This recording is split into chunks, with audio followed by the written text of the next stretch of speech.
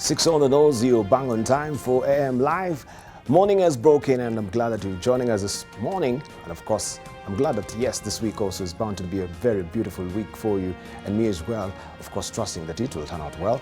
I'll also trust that you had a lovely weekend, a restorative one. You're well rested and you're good to face this good week that the good Lord has afforded us. Today on This Is a Point, we're going to be discussing a raft of issues as far as politics is concerned. Also on the table is the restructuring of IEBC. Now, the Commission of Implementation on Oversight Committee of Parliament is in Mombasa to actually try and come up with an amendment to the IEBC Act so that we might reduce the commissioners from what they are right now to around 4, that is including the chairman.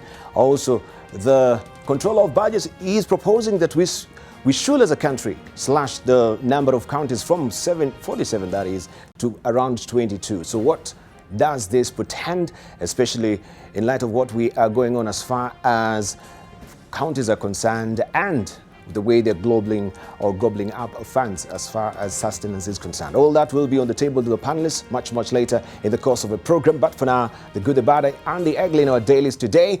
We begin with the Daily Nation. This is your splash today. The enemy within, it says. Crisis of guns in wrong hands is a splash today. Government has no record of weapons issued to NPR and home cards. It says government does not know how many weapons it has issued in the last 50 years.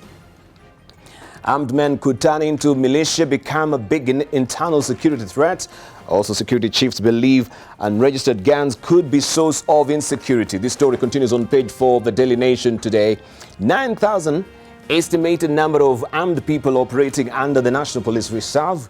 The actual number is not known since successive regimes did not keep records, and since they are not under the control of security chiefs, there is fear that they could turn out to be a deadly militia in the volatile north.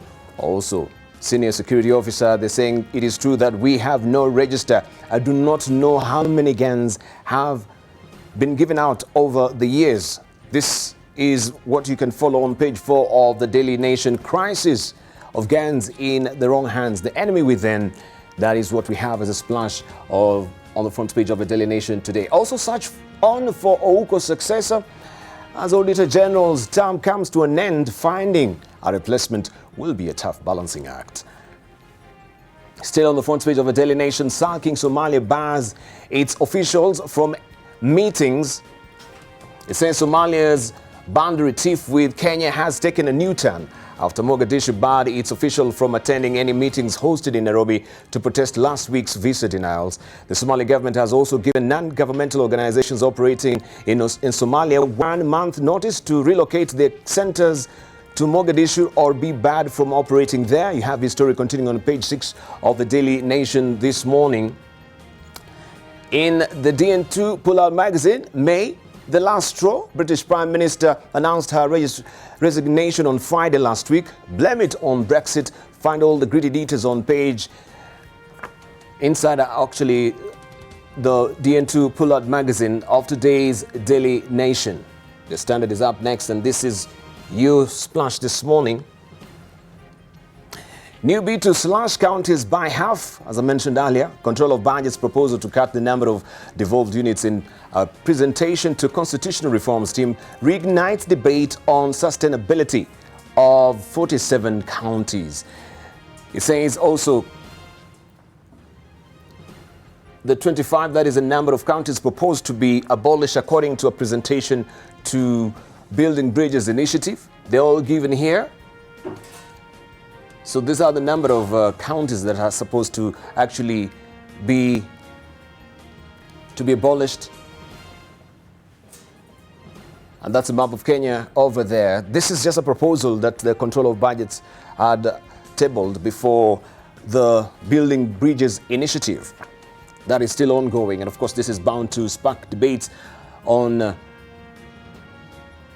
of course, who or where this margin will be falling and which particular counties will be collapsed. Remember, even right now, we have the spirits of the regional blocks as well. So that is bound to also spark a lot of debate as well.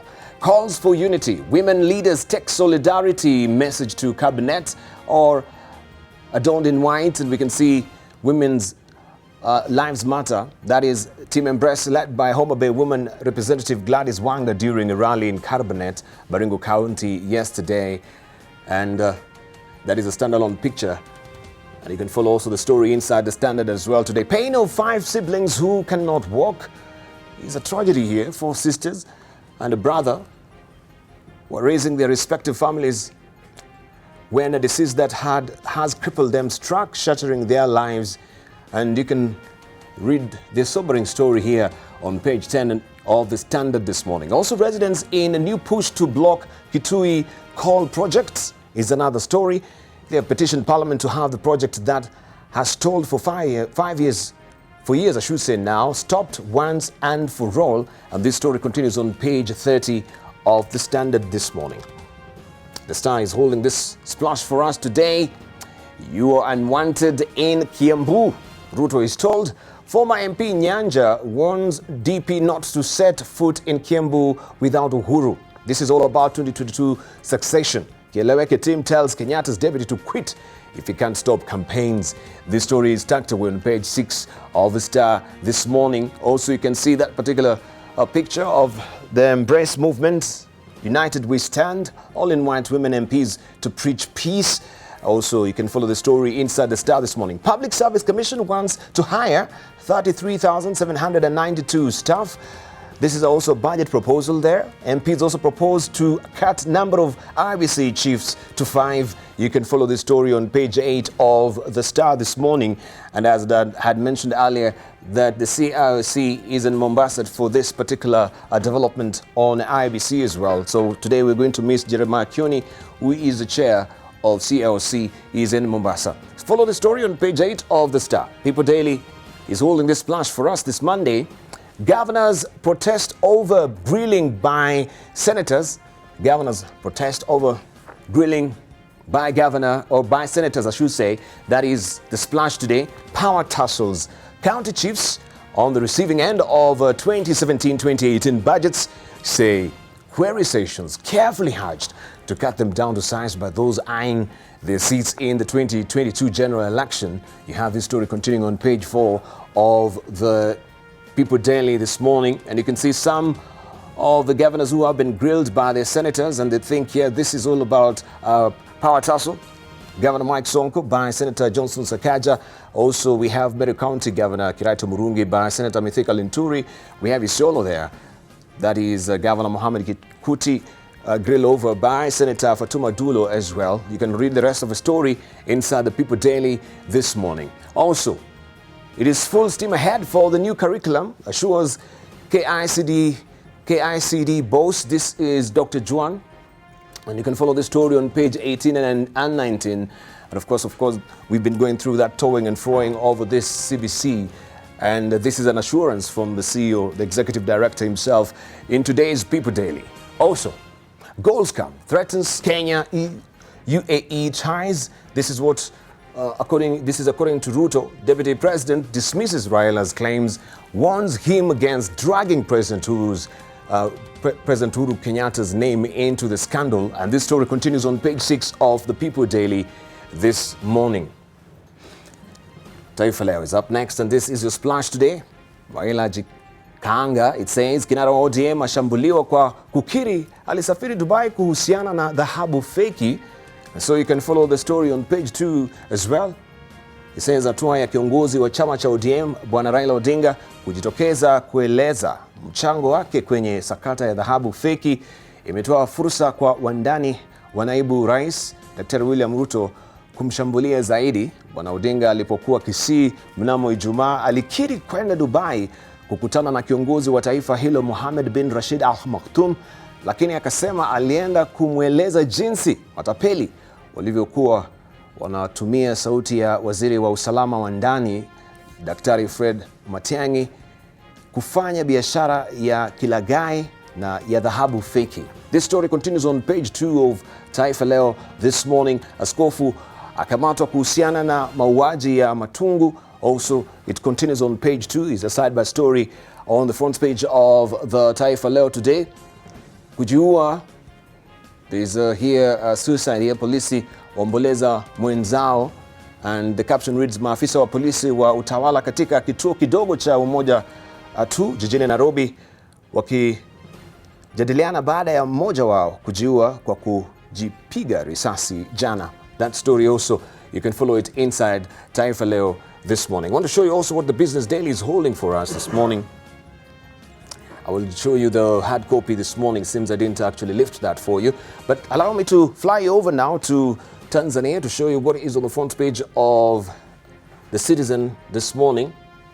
And this is what you're waking up to on the front page of the Citizen. Revealed business areas favored by money launderers. New report lists real estate, bureau de change, microfinance activities, precious metals and vehicle dealerships as particularly high-risk threats. This story continues on page 2. These are the business area favored by money launderers. So you can grab a copy of the Citizen if you're waking up in Tanzania to follow this story. And criminal activities are shown here, how they go, corrupt practices, they generate illegal dirty money, of course. Drug trafficking is involved as well.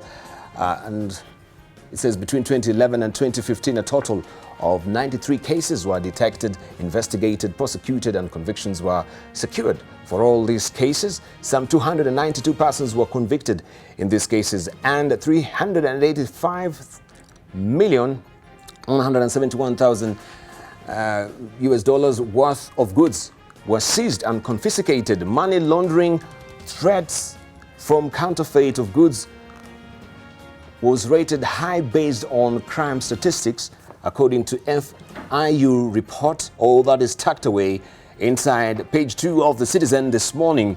Also, IEBC's plea on leather inputs. Business people in the East African Community bloc have called for zero rating of imported inputs used in the manufacturing of leather. They have also urged the 6 partner states to create a readily accessible market for leather products and step up promotion of exports. You have his story continuing on page 2 of the Citizen this morning. Also, why transfer pricing is cause for concern. Read all the details about transfer pricing on page 5 of the Citizen in Tanzania. Mwananchi is up next, and this is your splash today. DPP awatuhumu wabunge kwa rushwa. Speaker ajibu. That is what we have as a splash today. Also, we have a standalone picture. Tanzania ang'ara tuzo za kimataifa za Quran. That story continues on page 3 of Mwananchi. And we have also Jela Mtagwa anavyoteseka kitandani. Jela Mtagwa anavyoteseka kitandani ndani ya habari. All that is inside the Mwananchi as well. In Uganda, we have Daily Monitor. City storm kills 7. Rain brings down wall fence. Buries whole family. Honor of fence had altered authorities in vain. And you have the stories, reactions, and pictorials as well on page 4 and 5 of the Daily Monitor if you're waking up in Uganda. Also, Uganda, Rwanda in talks over border shootings is another story that you want to follow also in the news. That is on page 6 of the Daily Monitor this morning. And you can see a related picture of how the storm is raging in Uganda. And this is submersion there. Residents of Bata in Namasuba, Kampala, they are wading through a flooded road after a downpour yesterday morning. An early morning rain across Kampala, neighboring districts. Kampala neighboring districts left many roads impassable and submerged homes. Some residents blamed this on wetland degradation and poor planning. You can follow this story also inside the Daily Monitor this morning. Teachers, it says here, teachers call off their strike as term starts. This is news in brief here. And it says the teachers had on February the 20th put government on 90-day notice saying they will lay down their tools unless their call for salary increment was heeded. Also, court orders government to pay Lukwago 500 million shillings for Kenyan pilgrims killed in Mayuge accident. You can follow the story on page 3 of also the Daily Monitor in Uganda this morning. Let's see what is happening in Rwanda. And this is what you're waking up to on the front page of the New Times in Rwanda. Call for affirmative action for female public servants. Only 16% of public servants who benefited from long-term training in 2018 were women, according to statistics from the Ministry of Public Service and Labour. And among the civil servants who received short-term training, 21% were female. The figures are in sharp contrast to the fact that Rwandan public service consists 44% female. This also is tucked away on page 3 of the New Times in Rwanda. Gahini Anglican Diocese gets new bishop, and we can see Bishop Manasseh Gahima with a Crossier Center, and also this is after his enthronement as a new Gahihi Anglican Diocese prelate by Archbishop Lorraine Mbanda on Sunday. Gahima replaces long-serving Bishop Alexis Bilindambago, who had led the diocese since its creation in 1997. Follow all the gritty details of this on page 8 of the New Times today. Let's get to understand the region as well and look at what the East African is holding for us this week. Treasury accused of share grab in National Bank sale. This is in Kenya. Opponents of the sale say it is proceeding without the input of the Privatization Commission. This story continues on page 4 of the East African this week. And you can see this is also a picture there of the CS Treasury, Henry Rotich. Let me just go over there so that we can give you a snippet of what it's saying. A National Bank takeover bid hit by legal issues. Opponents of the sale say that Kenya's National Treasury has not complied with the privatization law. Remember, this was the news when KCB announced that they are going to actually be taking over the National Bank. Now we can see the Kings and also some of the Kings have not been earned out, and this is what actually is on page 4 of the East African this week. KCB Group's bid to acquire Kenya's Troubled National Bank has run into strong headwinds following claims that the deal is being done in violation of the rules governing the sale of state-owned companies. Opponents of the sale say that Kenya's National Treasury, which is handling the transaction, has not complied with the privatization law and is proceeding with the sale without the involvement of a Privatization Commission, the agency that oversees the sale of all state assets, including mergers. The commission is required by law to execute each privatization proposal that the cabinet has approved. The rest of the details will also continue here on page 4 of the East African this morning. But Dr. Paul Otuoma, who chairs the commission, said the agency has had no role in the planned sale. So what does it portend for that particular transaction? That is all covered inside the East African this week. Let's go back to the front page. We can see a side-by story again here. High-risk EA to use trial Ebola vaccine. Ebola treatment centers in the DRC have come under repeated attack. And it says that even as Ebola response teams struggle to contain the disease outbreak in the Democratic Republic of Congo, East African Community, ministers of health say they are alive to the risk and are now considering using an experimental Ebola vaccine. You can follow this story also on page 21, where we have a full report of the East African this week. Why affordable bush loose can kill you? Find out all the gritty details about this on page 19 of the East African this week. Right, allow me to show you the editorial cartoons that we have this morning. Let's just begin with what Stano has drawn for us, and as well also as Iga. And this is your editorial cartoon.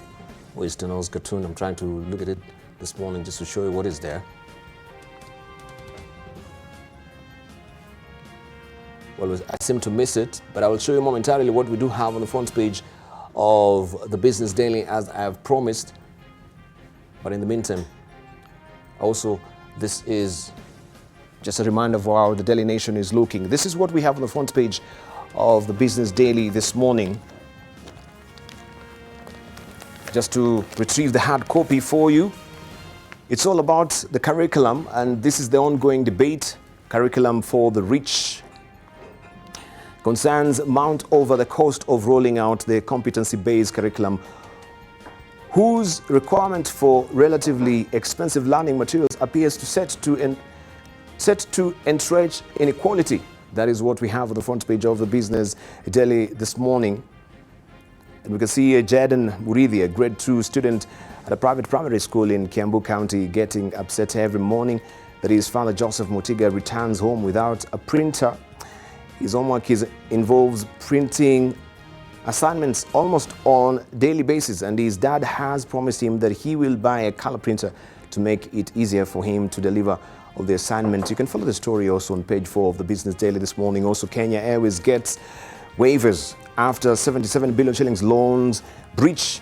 National carrier Kenya Airways has obtained waivers from international lenders, allowing the airline to breach liquidity ratios without suffering the penalty of having to repay debts worth 77 billion shillings within 1 year. That is a story that you want to follow also on page 2 of the Business Daily this morning.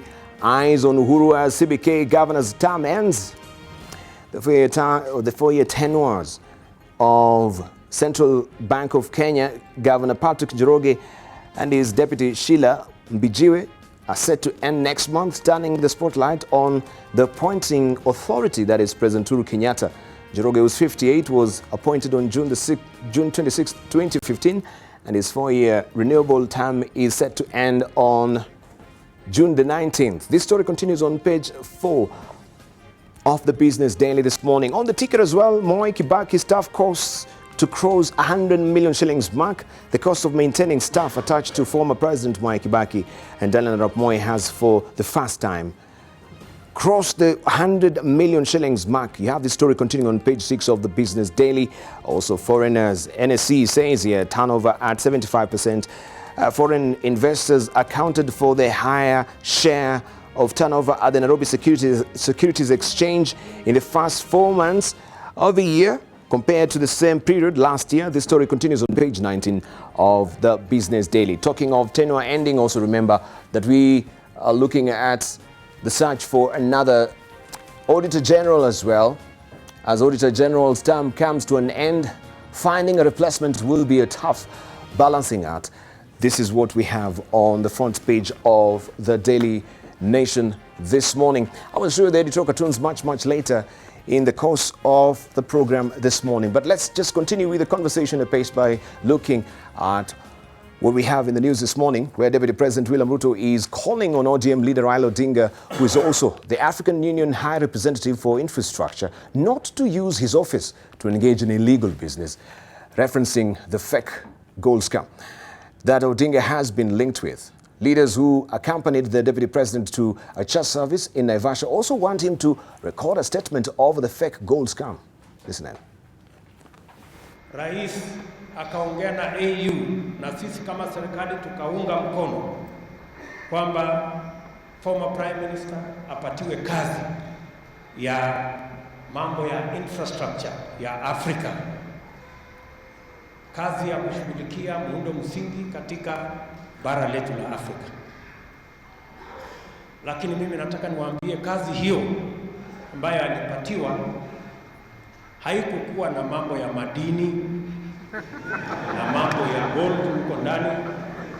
Nafikiri alifika akatekwa nyara na wengine wakamuingiza kwa mambo hiyo ya madini na gold.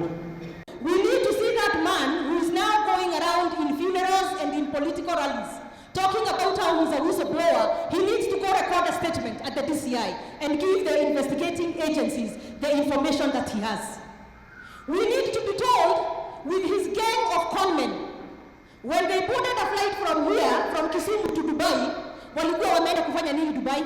Wewe kama ni whistleblower, mimi nikajiuliza, ulikuwa nyumba moja na wale walaghai, wale watapeli maconmen wa dhahabu, mlikuwa na wao. Umetoka Nairobi na wao mpaka Dubai, na unatuambia wewe ni whistleblower. Kwanza tuambie, ulitoka Nairobi na conmen ukienda Dubai kutafuta nini, na ulirudi Nairobi na nini? But even as the DP and his lieutenants hit out at Odinga. Another group of leaders opposed to his presidential ambitions were in Nairobi asking him to quit Jubilee if he will not keep to the president's directive to stop the constant politics. The leaders say the deputy president was only focusing on politics at the expense of service delivery to Kenyans. Rais anazungumzia kila siku manufacturing, tuchunge wale watu wako na factories ili vijana wapate kazi. Uhuru anapojikaza kuzungumzia mambo mazuri katika taifa hii, yule ambaye alichaguliwa na yeye yuwajitafutia 2022. Sasa ikakuwa ni kama bibi na bwana kwa boma. Labda baba anataka kujenga, asomeshe watoto, bibi anataka kushuka nywele na aingie fashion. They should not tell us about 2022. They should be telling us about what they are doing for us now. They should not talk about 2022 because we gave them the mandate. Na sisi tulichagua president na deputy. Na mimi naona kama rais ameachiriwa kazi, wengine wakaenda siasa. Let us respect our president. Votes like respect are earned. Come to us at the right time, ask us to support you, and if we decide to support you, we will support you. Kila mtu aliweka mapambo ambayo ilikuwa na picha yake na picha ya Uhuru Kenyatta. Na kulikuwa na jina tuko pamoja. Lakini unfortunately, watu wote wengi kama kwetu hapa Kiambu, wale ambao walichaguliwa waliwachana na rais. Kwa hivyo wanasema legacy yako ni shauri yako.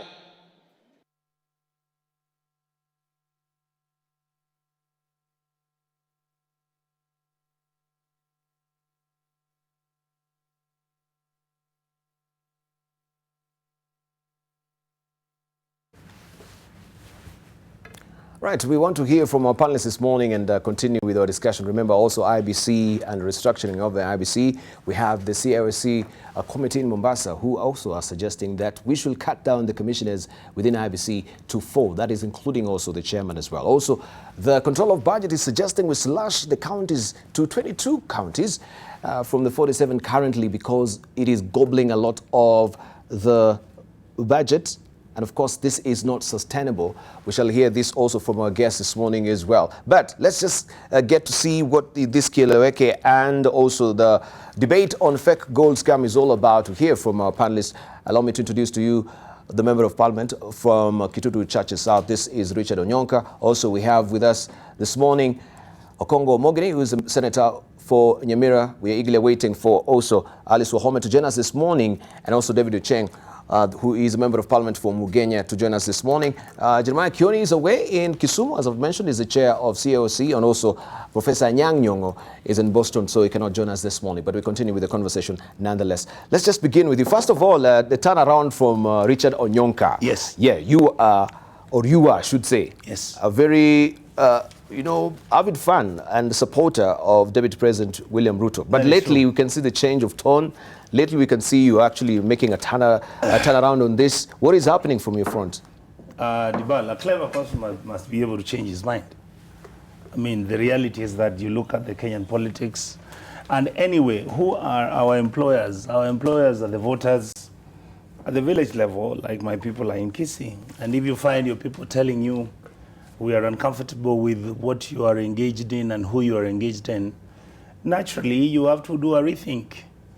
And one of the reasons why my people have actually come in very strongly against me associating and even engaging myself with the Deputy President is because they tell me this. Here is a team in Jubilee which has been running the country for the last 6 years. The team in Jubilee which has been running the country for the last 6 years has basically overborrowed, they have actually overspent, and the money has been overstolen. Mm-hmm. My people are saying, we do not want you to be engaged with this outfit of an individual who has been in Jubilee, who has been working with President Uhuru. At least they know Uhuru is not running, and they know that Uhuru has been saying, let us fix this corruption issue.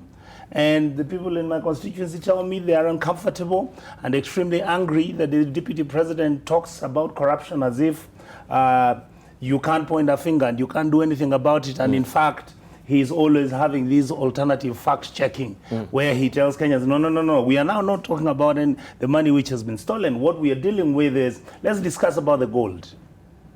And when you look at the issue of the gold, no government lost, our government never lost any money. There's no public money which has been lost. In fact, who cares about that gold? But when money is stolen from the dams, when money is stolen from Galana Kulalu, when money is stolen from SGR, when money is stolen from every sector in this country, the deputy president never talks about it in a day. He only comes to defend what has happened. He only comes and says, no. The amount of money that we've lost is actually 9 billion. It's not 19. And yet in the gold saga, we are being told it's 200 million. Nobody's interested in that kind of politics. Number two, in my constituency, my voters are very particular. Yes. That's why you notice they've carried me from one party, I leave, I go to another one. They never really care. They look at my development agenda, that's what they look at. But right now, they're very upset. Every single day, William Ruto is insulting Raila. And my people are saying, Raila is a mzee. Raila is a man that we recognize in this country. Raila is a man with all his weaknesses, because all human beings have those weaknesses, with all negatives which we may want to lay out on him. This man has been fighting for this country. This man has been jailed for 9 years as a detainee. This man started talking about corruption in Kenya 22 years ago. This man has been in and out of government because he believed you can change the system sometimes if you are within it. And then you turn around and every day you are on public TV and you're saying, this man is a con man, this guy is a crook. In fact, no. My people said, boss, if that is where you're going, then you are going alone. And so, and you know, in Kisii we say, in Kisii these days, even though it's a modern colloquialism and modern thinking, people say, every vehicle has a reverse gear.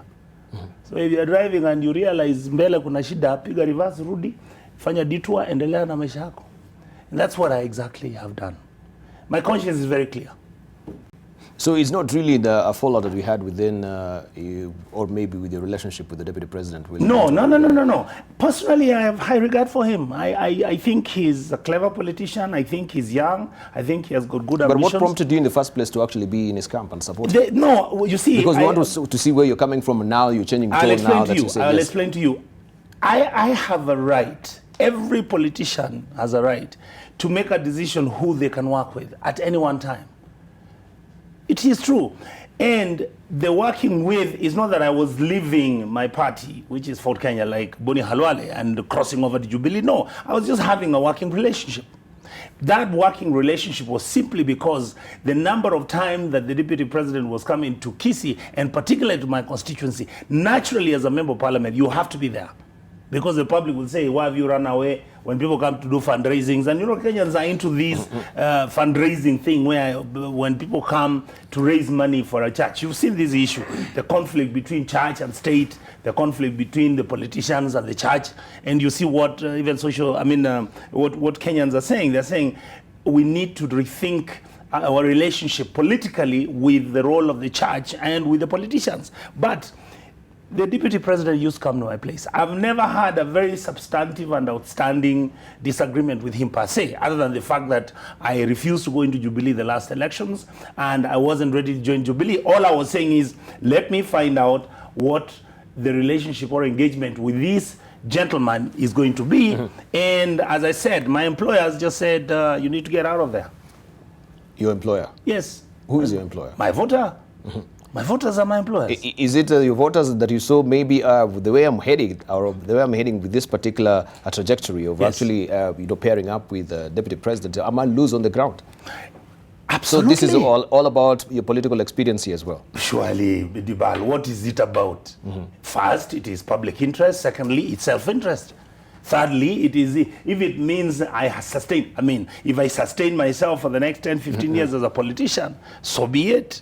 I mean, all these people you see who are political out here and who are running around. What is Kieleweke and Tanga about? People are just trying to survive. Okay, so what do you think about his pronouncement that Odinga, as you've mentioned, he should not be using this particular his office as the African Union High Representative for Infrastructure for illegal business? I mean, reference, of course, to this particular fake gold. I can tell you, my brother, I find... And in light of the spirit of a handshake. Debarl, I find that argument silly. I mean, I was in Kisi when Raila spoke. Raila was coming on official business from China. He arrived in Dubai. People looked for him. Raila, if you want to find him, if he's in Australia, you call him. Most likely somebody said, here is Matiang'i who's trying to say there's gold, blah, blah, blah. And Raila said, that's nonsense. That's not Matiang'i talking, and that issue of the gold is dubious. This fella who was brought in as being the person who actually was the owner of the gold, Raila spoke to him and said, whoever that you're dealing with, those are conmen. How does that become an issue? Debarl, so many times people call me and said, oh, Mheshimiwa, somebody's telling me I give them 3,000 shillings, they have a check of CDF for 20,000, and they're telling me I need to talk to you so that you can allow them. I've had all that stuff coming in. As a public figure, we are constantly being bombarded with stories of conmanship, trickery, stories of wash, all those things, they come across us. Yes. I don't see how this matter becomes a Kenyan national public issue. Somebody is trying to bring it, I always say this, somebody is trying to bring up an alternative story about Raila, which doesn't exist. In other words, instead of us talking about corruption is a problem in Kenya, our country has overborrowed. The political elite and the leadership of Jubilee has not succeeded in fighting corruption. You have monies which have been lost. The Auditor General has said for the last 6 years, we've been losing close to 600 billion shillings every year. Yes. That is 3.3 trillion shillings a year. Instead of us saying, please our brothers, going to church and say, church, pray for us, we stop stealing your money. We are talking about, oh, there is money in Dubai. Raila went to Dubai. Why was he engaged with people in Dubai? This is a non-issue. There is no public money which was lost. These are in fact 2-3 individuals who are conning each other over gold which nobody knows about, which in fact may not even exist in Nairobi. Guys have been arrested, they're in court. Why are we not leaving this case to proceed? The public money might not be lost, yes, but we're talking about a character of leaders of this country as well, who in the long run they will want to be in the ballot box at the end of the day. I will ask you. So we cannot disassociate if maybe there is under the table dealings, and as far as the issue of character is concerned, we cannot uncouple that from the entire saga. I will ask you this: why don't you let the people who have been taken to court provide evidence and say what happened? Why are you actually? It's the sub judice issue. Why are you going to court? I mean, to a church and start talking about Raila was you where? Raila has not even been taken to court or anything. There are individuals over the same goal we are talking about. The case is in court. Why are you not talking about the guys who are in court? You know, this is the issue. All right. To me, this is a non-issue. Okay, let's say from Okongo Mogini on this particular development as well. Good morning, good to see you. Yes, morning, Debarl. Of course, being a member of the NASA coalition, I'm happy and I welcome my brother Onyonka back to the fold of NASA. And I think, as he has rightly put it, it's only a fool who never changes his mind. A wise man always changes his mind. So he's seen the light. And I think he's a wise man, and he has seen the light early. And I think he's very honest, and we should say congrats to him, because he says he's felt the heartbeat of his people. He's felt the aspirations of his people. And Debarl, how I wish that throughout this country we would have a situation where Kenyans look at issues, political issues, from a base of looking at issues that define this country. And I think what Honorable Onyonka is saying is that his people have a question. They have some question marks on the integrity of the deputy president. So for many years, Debarl, in this country, our politics has been so ethnicized. I was in a church yesterday where the church was saying that if for once, Kenyans can forget about their tribes and look at our leaders, look at their track record, look at their integrity, and look at the issues that they place on the table. I agree with the Onyonka that how I wish the DP, as he goes around the country, we forget about abuses, because that's not the culture we want to pass to our people. Where I come from in Nyamira, by the way, people don't want you to go to rallies and start hurling abuses. It doesn't work. People want you to tell them, look, I'm your DP, your children who have gone to primary school, colleges, and there are so many from where we come from. They want to hear you are the government. What solution are you providing to these people? How soon are they going to get employment? We sold cows, we took loans to take these people to colleges. They don't want you to come there and start telling people about Muganga and whatever. I think that is some politics we should discourage. And I even get shocked that these things happen in churches, where you are in a church and people are hurling abuses against other people, and at the background you see a church leader, maybe a pastor, looking helpless. I think that's not the right way to do things. And I think, the Americans, I think the very first amendment they did was the freedom of assembly, freedom of speech, freedom of association. So Mheshimiwa Onyonka has a right, I think a constitutional right, to dump the DP and come back to NASA. So for me, I just want to welcome him on board, and I want to urge, all of us as leaders, if you join somebody and your conscience does not agree with maybe the character of that person, ship out. I think Kenya is a multi-party democracy. We are spoiled for choices. There are so many parties. I think what we need now as Kenyans, Debarl, and you people in the media can help us. Now, we want Kenyans to, you write day in, day out about integrity of our leaders. Day in, day out. I mean, can we have an agenda where we are also putting a spotlight on our leaders? When you're talking about issues of lifestyle audit, let's start from the top, the way the president said, then it trickles down. If we have questions on people who want to take leadership, I think it's the Luos who say that the fish begins to rot from the head. It will never be right downwards if we have not fixed things at the top. Then finally, I think if I was to be an advisor to the president, this election is not about how much you abuse Raila. I think the elections that we are going to face in 2022 will be an issue-based campaign. Yes. I'm reading what the Kibaki team are saying here, and you can see the challenges being thrown his way. He's being asked, you tell us what you have done as this government, because you are elected jointly, you and the president, that should convince Kenyans that you deserve continuity. And I think that's what should bother the DP. Issues of unemployment. We were promised stadiums. If you go to Nyamira, my stadium has been under construction for the last 6 years. If you talk about healthcare, this mess equipment, if you go to an hospital in my county called Keroka, those medical equipments were dumped there. They have not worked for the last mile project? 3 years. Last mile. Look at the irrigation project. We are losing 7 billion, nothing to show for it. The promises on corruption, you said you'll deal with corruption. Day in, day out, we are getting scandal after scandal. I mean, these are the things that we want you to face Kenyans and say, look, I was the deputy of my party leader, the President Uhuru Kenyatta. This is what we have delivered. I mean, you cannot, when you go to Kisii, what was planned on this railway network is that this railway network will go all the way and terminate in Busia. It was supposed to come from Naivasha, go through Narok, Bomet, pass through Nyamira in a town called Ikonge, then go to Kisumu. Right. If you tell us that you have terminated this railway in Naivasha, yes, do you think that you are going to convince us, people who come from Kisii, that you deserve a second term?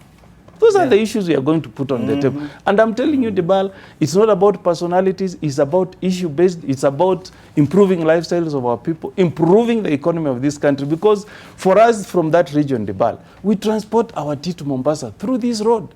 It takes 24 hours. If that rail was to reach Ikonge, our tea, and we export this tea to Europe, to Far East countries. If that rail was to terminate, to have a stop at Ikonge, you have changed the livelihood of so many people. I mean, the kind of income they are going to get from tea farming will improve because that will reduce the cost of transportation. Those are the issues we want the DP to address when it comes to Kisii. Abu says they can do them in their boardrooms elsewhere. All right, thank you very much. And of course, we want to move on also and look at the issue of referendum, where the National Assembly Speaker Justin Muturi has dismissed those pushing for referendum as jokers. Muturi says the matter is only being prosecuted in public gatherings, yet no single legislator, I should say, has started the process or to formulate a bill and push through with it. Let's just listen in. As of now, yale yanaendelea ndugu Ochieng, nafikiri ni notice of intention. I think ni kitu ya kujifurahisha tu. I don't see any serious arrangements or preparations for the holding of a referendum. But if it comes, sisi kazi yetu ni kuamua, because we may have to go to at least 24 counties. So no single legislator has come up with any piece on this particular development on referendum as well. So are we as a public wasting our breath talking about referendum and there is nothing tangible that is on the ground from you parliamentarians? I think there are two things I'll raise. Number one, either, sometimes when Justin Muturi talks, you have to listen to him carefully. The feeling I got is that he is saying, which actually is the true position. In Parliament, there has been this deliberate debate which is going on saying, let us not bring changes to the Constitution in a piecemeal fashion so that we can allow the BBI to go on and hold its public hearings. And if you see today's paper, you can see that the Control of Budget is actually making a suggestion that we need to reduce. Yeah, we'll look at that later. Yes, but I'm linking it with what Muturi is saying. So there has been an argument that let us allow the Building Bridges initiative to continue. Let them continue picking out the views of the Kenyan public. We believe at some point those views will be put together. And at some point, Kenyans would have actually reached a stage where the critical issues or the outstanding issue will be debated. I think we still have time. So I believe his discussion or his statement as he was speaking, he's actually saying that from Parliament, yes, there's nothing. But indeed out there in the public, without him necessarily looking at the debate which is taking place by the BBI without even mentioning them. But again, you notice, politics is a very interesting animal. But it's there's a likelihood. No, I'm coming there. Yeah. There's a likelihood that because you notice recently there's been this issue that actually the Deputy President might be having him as his running mate and everything. And you know the position the Deputy President has taken is that he may not agree with us touching the Constitution. So Muturi is actually sending a mixed message that for him, he doesn't see much ado about this thing called the Constitution changes, but at the same time, well, if it comes, you remember his last sentence, if it comes, we'll then move there and see what goes on. I believe he's trying to play both sides without saying, because again, if he says this is the position, because he's a close friend to the president, some people may feel that he's actually talking for the president. But for me, when you listen to all the critical players within the Jubilee outfit and people who are knowledgeable with what the president's view is, I think Uhuru might most probably be for the opinion that we must have a constitutional change, because that is in fact one of the out of the signed items under the agreement which was signed for the handshake, the constitutional changes and trying to mitigate issues in that constitution is one of the issues that was signed for. But was there any agreement that yes, the BBC, not the BBC, but the BBI has to finish its work, first of all, throughout the 47 counties of the country for them or for this process to actually start? I don't think the argument is that they need to go to all the 47 counties, but from where they are, the last time, which was about 3 or 4 months ago, they had actually done about 33. So to me, they are in the process of picking these views. I mean, but the question is, yes. do we wait for them to actually finish the 47 counties, collect all the views, then we have a referendum? I think they should. They should have public hearing. The truth is this. Let me ask you a very simple question, Debarl. Okay, there's a likelihood that this could extend to after the coming general elections. Yes. I don't see it there. For me, I don't see it going there.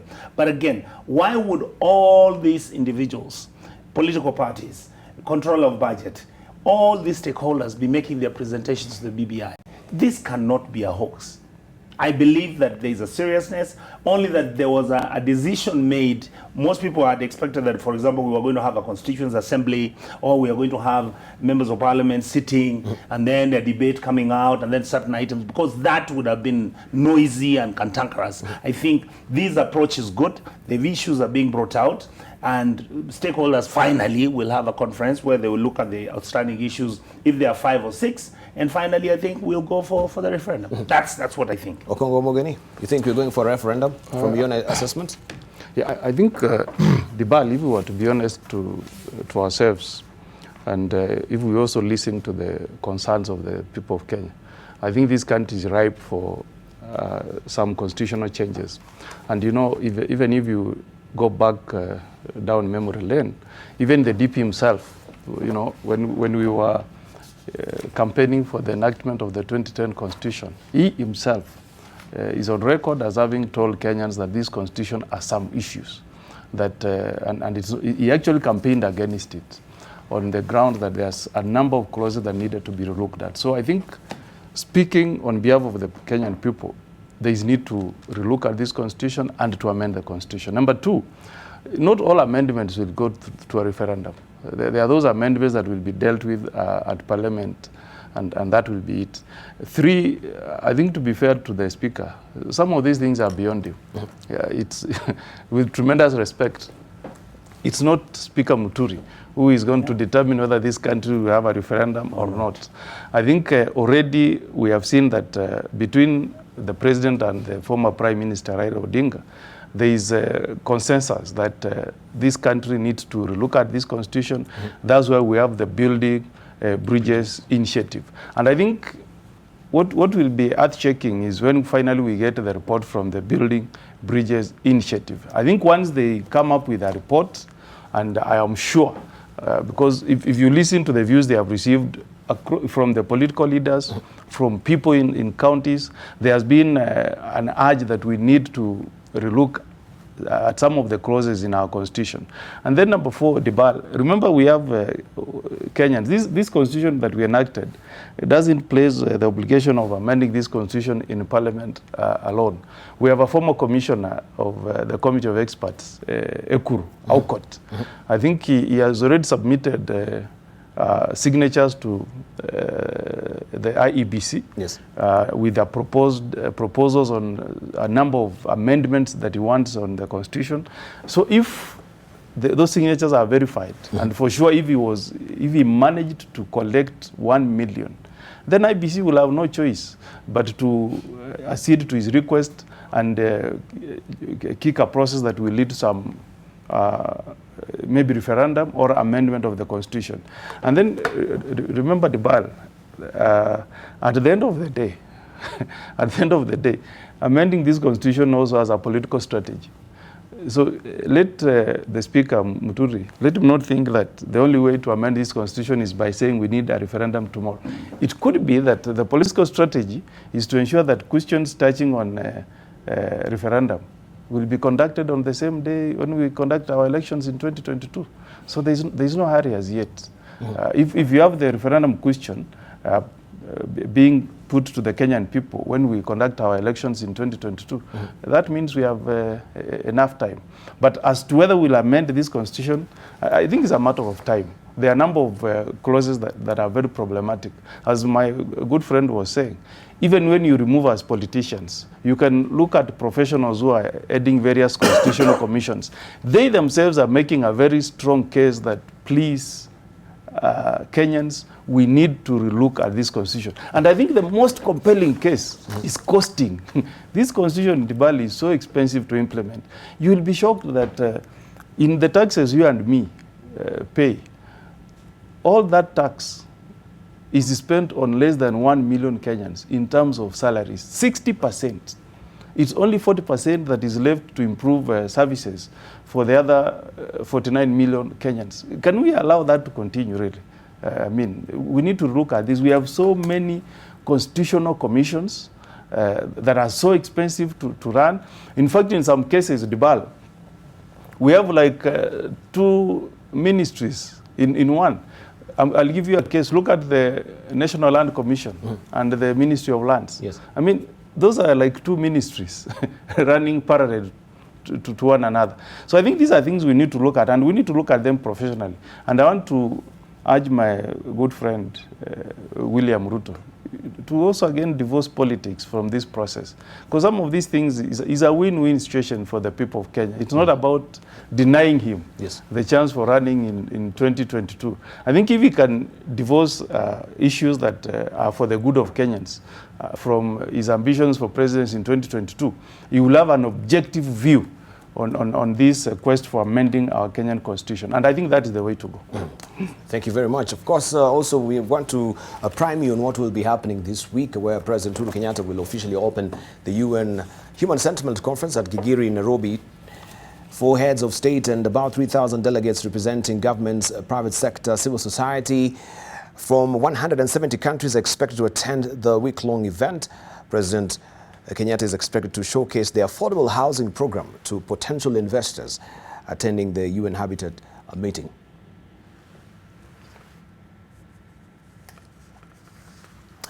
And we'll be also covering that for you live, wire-to-wire, wall-to-wall coverage from Gigiri as well. And remember, this particular event is running under the theme Innovation for Better.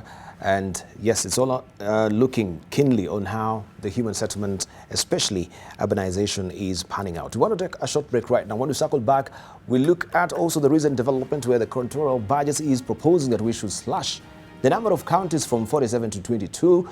And he's also mapped out, yes, some of these counties as well that should be collapsed. We shall show you that much later in the course of the program. And as well, we'll be looking keenly on also the proposal by the CRC, that is the Commission Implementation Oversight Committee, who are away in Mombasa, and the chairman, who is Jeremiah Kioni, who's a regular panelist, he's away there in Mombasa as well. They're proposing, yes, even the IEBC itself, the commissioners are way too many. Why can't we slash that number to 4? And that is including the chairman as well. He was away, remember, last Monday, the other Monday, in India, and also he was observing the Indian election. And what he came out from there is with this notion that Indians, they had 900 million registered voters, yet they had only 3 commissioners actually running the entire elections. So we've got a lot to learn from there. And of course, we shall be looking at this on the other side of a break. I can see also David Ocheng is actually on the door right now. He told me that he'll be here at 7 o'clock. Alice Ohome, I can see a regret text from her as well. She just jetted in yesterday. I think also sleep has really overcome her, so she cannot really make it this morning. But nonetheless, we continue with the conversation. Remember, the Twitter handle is AMLiveNTV. AMLiveNTV is our profile name on Facebook, and 20686 our SMS portal. So let's get going with the discussion. Don't go away. Much more coming up on the other side of a break.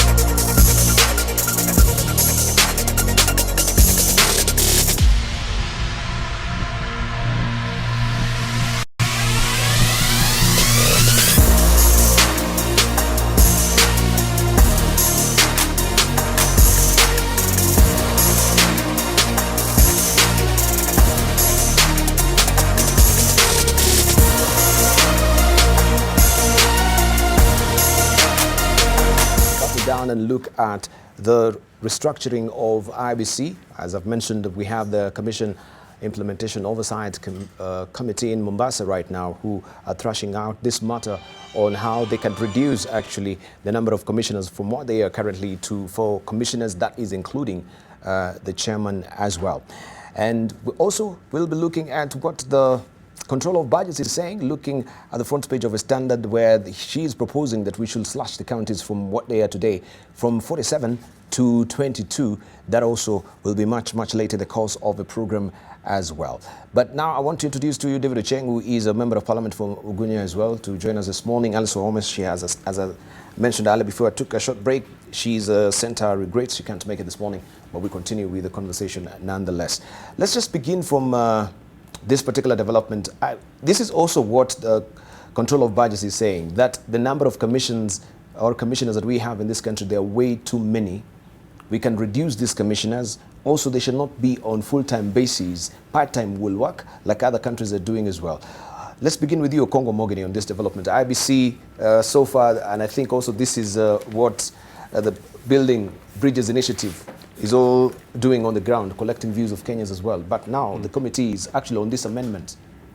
Yeah, I think I fully agree that we didn't get it right the way we structured the number and the terms for our constitutional commissioners. I think we were in this panel last week and we had what Jeremiah Kioni told us, that he was in India. It's I think a population of over 400 million people voting, and the equivalent of the IEBC has only 3 commissioners. Now in Kenya, we are less than 20 million voters, and we are having a commission of 9 commissioners, full-time, 9 of them full-time. I think it's not, doesn't make economic sense. So I fully agree with this very bold statement from the Control of Budget that we need to look at our, independent constitutional commissions, starting with IEBC. And there was a big debate, if you remember Debarl, when we were enacting the new constitution in 2010, there was a big debate whether these commissioners should be full-time or part-time. And I agree in terms of looking at the economics of scale. If you have them part-time, you make quite some saving. If you make them full-time, remember you have vehicles, you have PAs attached to them. I don't know, people serving them in their offices. So it wobbles a lot of money in terms of salaries. And also she has raised another concern. I don't think I'm allowed to look at the other issues she's raising. Issues of nominations.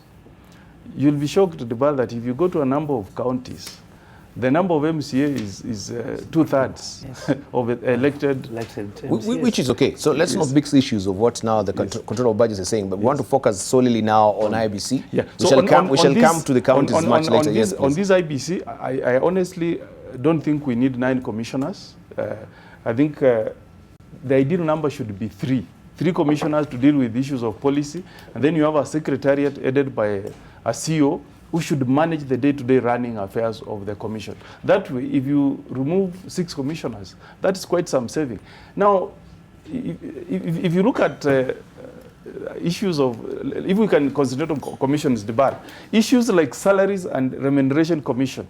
You have a commission whose task is just to look at salaries of state officers, and you want to tell us that these guys should be full-time from January to December, earning a salary, full-time, just to review salaries of state officers. I mean, if you reduce this to a commission of 4 and they are part-time, look at the savings that you'll bring to the table. Yes. And that's why I was telling you that this is where I want the DP to be with us on the same page. This will save a number of money, quite some substantial amount of money that we are spending on these commissions. I told you that this country is spending 60% of the taxes we collect to sustain, not recurrent, salaries of less than 1 million Kenyans. Yes. And then we leave 40% for development. That's why we cannot even provide water for Nairobians. We are holding a big meeting in Gigiri this morning, and Nairobi is going through water rationing. These guys may be invited to some houses. They will go there and they will be told the taps are dry. We can divert these resources to make provision some essential services to the people of Kenya, including electricity. But that is a quintessential water, example health. of what urbanization is all about. Yeah, but when we have urbanization and poor planning, that water rationing will be a problem as well. So it's a good problem. That but they cannot. That's why they're here to address these issues. Debarl, that tells you that we are primitive. You will go to Israel, which is like a desert. That's what I'm saying. It is actually highlighting what we are going through and why we direly need this particular conversation. Yes, that one we are on the same page. Let's save that money, divert it to the provision of services. So in a nutshell, IBC needs to be relooked at. Let's reduce commissioners. We need 3, make them part-time. They deal with policy issues. We have a strong secretariat that can organize our elections. Right. Let's hear from Mwananchi. I think for me, I would definitely agree with my brothers. The scenario you have got, and this, if you look at it comprehensively, whether it is the issue of what we do with IEBC or what we are going to do with the changes that will come if we had a change to our constitution, the truth is we now need to be a little bit lean. We need to reduce most probably everything. And I think the way my brother senior counsel Omogeni has said, the truth is, do we need to have 7 or 9 commissioners? What is it that 9 can do or the 7 can do that chair and 2 deputies can't do? All right, so I think this is really a commonsensical issue. And if you look at what Honorable Kioni has said in today's People Daily, when you look at India, 900 million people are voting, and you have 3 commissioners. Surely we should learn something from there. I think we just need to start looking at best practices from everywhere so that we can then look at the issues affecting our elections.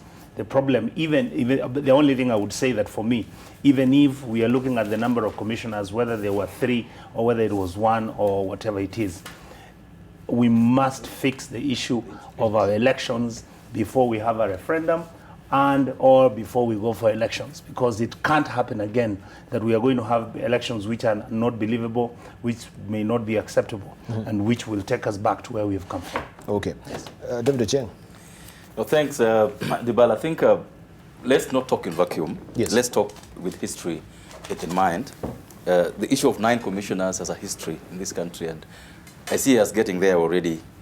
Much as it makes sense to have, because the Constitution says at 250, that a commission can have 3 to 9 commissioners. So 9 didn't come from nowhere. 9 has a history, and the history it has is that people keep, the gerrymandering of politicians and trying to, most of the time, to do the tribal balancing, which for me is a very wrong way of going about it, is what led us to have so many commissioners in very many commissions. But it boils down to one thing, Debarl. It isn't about economics, it's about money, it's about trust. The reason you have 9 commissioners now is the issue of trust. It's trust. It's not having nothing to do with legal issues or economic issues. It's trust that, if you have a Kikuyu and a Luo and a Kamba and a Kisi, then Kisis are taken care of, Kambas are taken care of.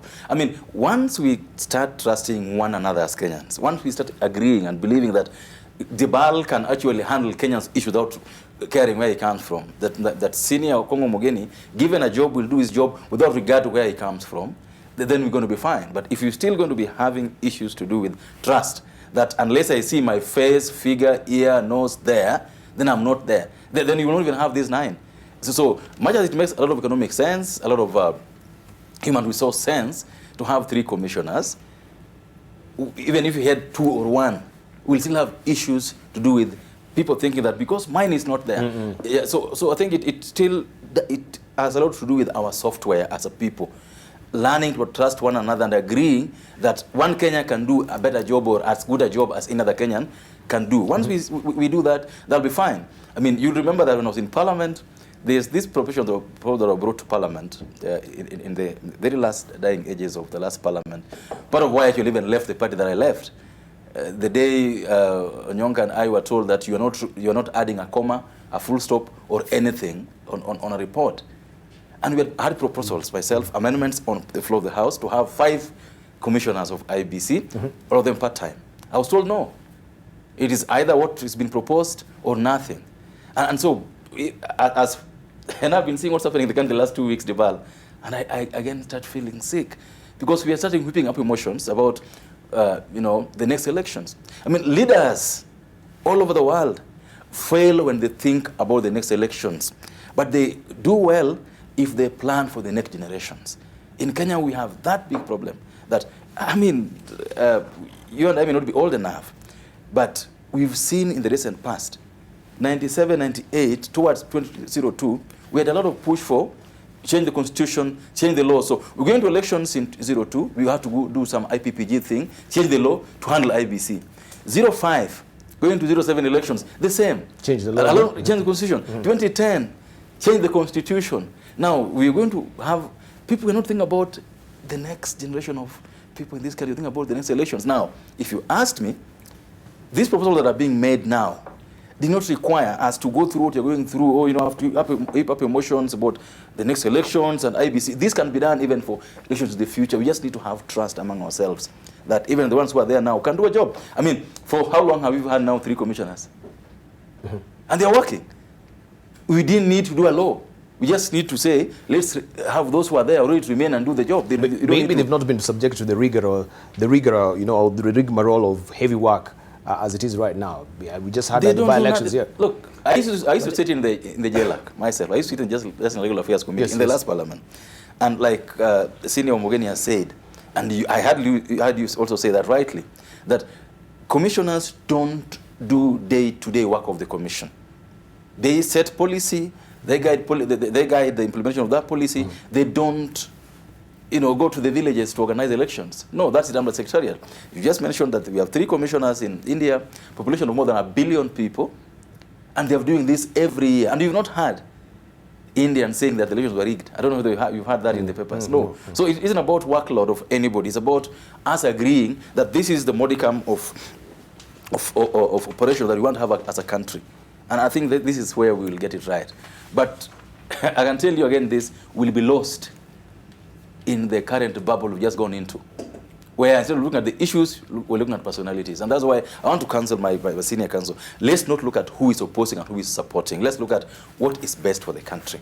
So as it is right now, what we're having is sort of a band-aid solution, because the problem is systemic and it's really ingrained in us. It's a tribal issue. Even if we'll come up with the 3 commissioners at the end of the day, or the 4 commissioners at the end of the day, including the chairman, still we'll say we don't have the face of Kenya amongst these commissioners.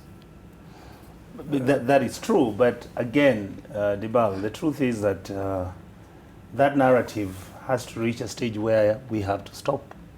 The truth is we now need to start engaging ourselves in terms of, if you get somebody, and this has been happening to all of us even at the local politics, where you find people telling you, we don't think so and so needs to be a senator in the next elections or to be a governor in the next elections because it comes from a certain clan. And this clan is in fact the one which, according to us, they have no numbers. And the argument that we need to raise now as Kenyans, we need to start asking ourselves, what can we do to make sure that we first adopt best practices? Number 2, how can we get the best qualified individuals to actually run these institutions? Number 3, the tribal issue that we are dealing with is not unique to Kenyans. I mean, in America, they now have the problem of people who are pro-Trump, who are being called tribalists, who are saying, we are 40% of this country and there's nothing you can tell us because we feel that minorities and people who are coming in as immigrants are threatening our very own existence. They're actually disregarding all these issues about human rights, and that's what basically America believed in for many years. You see what is happening in the elections in Europe. So we need to start asking ourselves, do we look at our politics and all our activities with political expediency, which is tribally based, or are we going to say Kenya is a country that used to be the best example in the region? The human resource capacity of our country was exemplary. And you didn't have to say, I want a doctor from a certain area and whatever. You can get a doctor from any area of this country. But we have slowly moved away from expecting excellence. And maybe some people have said, with this thing of devolution and devolving our tribal sentiment into our tribal regions, which are 47 deliberately because every tribe needed to have its own. has created and has changed our mentality where we feel that we can't trust anybody unless they are from a certain region. But reality has checked on us. A governor who's going to steal money, irrespective of which tribe he comes from, is just going to steal the money. He doesn't have mercy and pity on his people that I can't do this to them. An MCA or an MP who's going to think about not serving his people doesn't do it because he says, I come from this clan. He just does it because he's greedy. So I think Kenyans need to start changing. We need to start rethinking. Are we going to start nominating, selecting people? When we vet people who are going to be brought in as commissioners in parliament, are we going to look at our tribe? Are we going to look at our gender? Are we going to look at our everything else, and disregarding that actually that person, in terms of the presentation they have made, sounds intelligent, sounds convincing, and sounds like somebody who can hold this outfit, which is the IEBC, and run it professionally to achieve the expected results. Okongo Mogini. Yeah, I think we should not be captive to some of these negative theories. You know, like people saying if you need to have IEBC that can win the confidence of Kenyans, then all our tribes must be represented. I mean, our tribes are 42, so you cannot have a commission of 42 commissioners. So I think we need to appreciate that we need to have a Kenyan whom is professionally qualified and one that we can trust. And I think just before you go on, haven't we tried also to maybe institutionalize this mentality?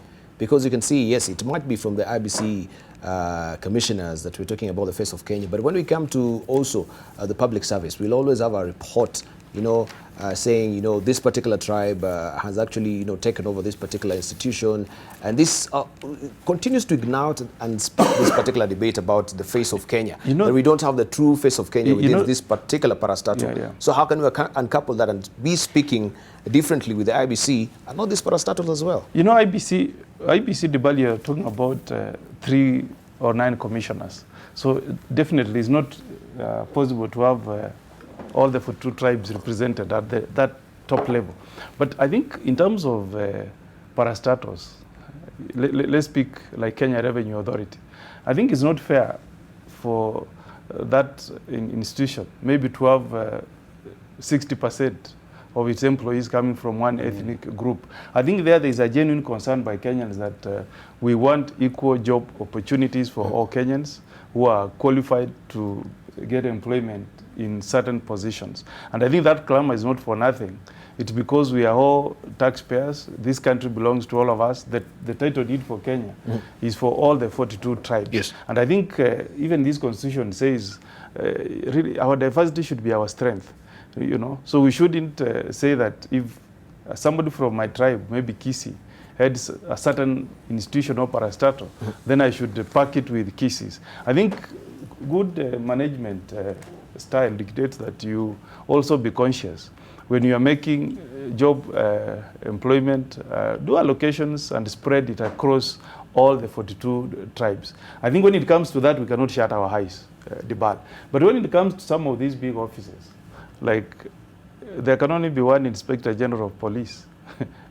He happens to be a Mukamba. There's nothing we can do about it. But when we are doing recruitment, we expect that Inspector General to give equal opportunities to all Kenyans across the 42 tribes. That's what we expect. So even for IEBC, if we give these positions to 3 Kenyans, they may be Luos, they may be Kisis or Kikuyus, we expect them, when they are constituting their secretariat, to give equal opportunities to Kenyans from all the 42 tribes. It doesn't mean that if you are the chair, then people from your ethnic community must fill majority of the positions in that commission. I think that's what makes us to have this negative mentality, day in, day out, about negative ethnicity. So once you've been given an opportunity to be at the top, please have the face of Kenya in that institution. That way we'll start shedding away this idea of tribalism. And finally, Debarl, this is not just about IEBC, this clamor for reducing our wage bill. I think it is economists say, me I'm not an economist, that if we become brutal and lethal and reduce some of these officers from nominees to commissioners, we will save close to 1 trillion. I think now we are dealing with audited accounts of 1.7 trillion. Now, you can imagine what that will mean to our development if we just have 1 trillion available for us to use in development. And then the others is to, to urge our leaders also to stop this culture of saying you must reward political losers. Just try to cost this position for CAS, this Cabinet Administrative Secretary. They're earning salaries like commissioners. Their vehicles, offices, security. If you just cost that, we are wasting a lot of money. And it's nowhere in the Constitution, but we are saying we want to reward our political cronies. I think if we put the interest of the Kenyan people ahead of these things, we'll be able to develop this country and catch up with our friend South Korea. People say that in the 60s, South Korea was in the with us. Imagine. Now I'm told in the world, you can confirm, Ochieng, they are number 12 in terms of GDP. If you go there, you can see we are getting TVs from Korea. What are we producing or manufacturing in Kenya? Nothing. So I think this is urgent, really. It's urgent, and I think we need to divorce politics. All right. Ochieng, I'm not against any leader in this, but the point I'm making is that let the DP join us. June, because I don't think he has any issue to do with this. I don't think anybody in this country has any issue to do with this. Debarl, what I'm seeing from the DP is that he's totally against any constitutional changes. And that's now creating two wings. There is one that he says we are pro changing the constitution, another one is saying he's against. But I don't see how these changes affect our politics. But such a statement actually be using a very broad brush to paint the whole aspect, because he says he's been very particular for them that are actually seeking constitutional change for political experiences, that we create these particular positions for them. That is really against. He's not being very categorical. Now, yes, Debarl, just a moment. I'll say something on that, Debarl, because... Are you finished? Just a moment. I wanted to say this. Let him finish, then we come to you, David. Let me just put this on the table. And you will tell me if this will affect the DP's chances of becoming president. If we reduce the number of full-time commissioners from 9 to 3, how does that affect his clamor for presidency in 2022? If we reduce the number of MCAs from the current, I don't know, we're having 2,200. Is it 2,200 plus? If we reduce that to 1,400, for example, how does that affect his clamor for presidency in 2022? What we are saying is that we are going to, in fact, it's him will benefit because we will avail 1 trillion. We'll have that on his table for him to my issue is that, and I want to say it clearly here, that I don't support the DP in any of his political ambitions. That I can tell you clearly here. My issue is, anytime you start personalizing these issues, that's the problem I have. The moment you talk about the DP, you'll then bring in the president, then you'll bring in another person, then we don't do a debate based on issues. We don't want to do a debate based on what so and so and so. That's my problem. My issue isn't about DP or anybody else. My issue is, can we always talk about the issues on the table? Because that's the problem we're having the issue we're having now, Debarl, and we're going to lose this debate. Yes. The debate of 5 commissioners. Yes. And you want to ask yourself, why are we targeting only IEBC now? Why can we do a whole audit of, we got 15 of them? 15 commissioners. In fact, that was my next question. Yes, and I was asking, is there any parameters that we do have? If we have all these 15 commissions, what do they do? First of all, is there any audit that is always there that we can see if they're delivering on their mandate? That's what I told you earlier, Debarl, that, we think too much about elections as a people, that everything else is lost in that heat. Why don't we look at the commissions, all of them? And I can give you 2-3 examples. One of them, Senior Morgan already talked about the SRC. But there's another one that is even worse. It's called the Commission for Revenue Allocation. It's got 7 members. It's got a single mandate to work on a formula on how to share revenue. They sit full time. Now, the tragedy about it is not even the number. Which we are still grappling with. Yes, the tragedy about it is not even that. The tragedy is that not a single of the recommendations 6 years down the lane has ever been accepted by the Treasury. Not a single one. Yeah. So we are dealing with a systemic issue that needs to be dealt with across the board. And for heaven's sake, let's remove personalities from this discussion. Then we can make headway. Number 2, before I cede the floor, is I believe that all of us all of us, including my colleagues I'm with here in this panel, and probably me too, that we never walk the talk, even in our small personal spaces that we have. Go back to your constituency. If you are a member of parliament, like ourselves here, what have you done in terms of